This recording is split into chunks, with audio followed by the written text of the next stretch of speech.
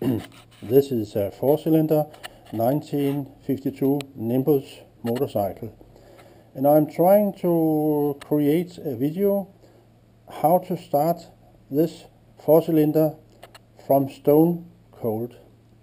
I hope I will succeed. First I will take a round so you can see what it looks like.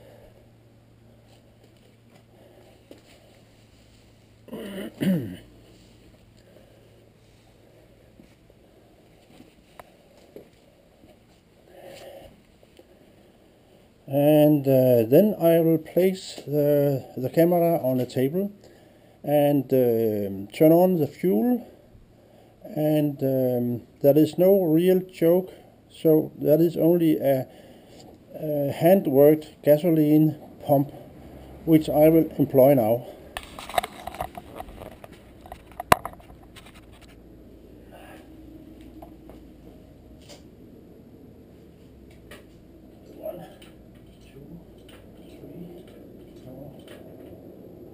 And ignition.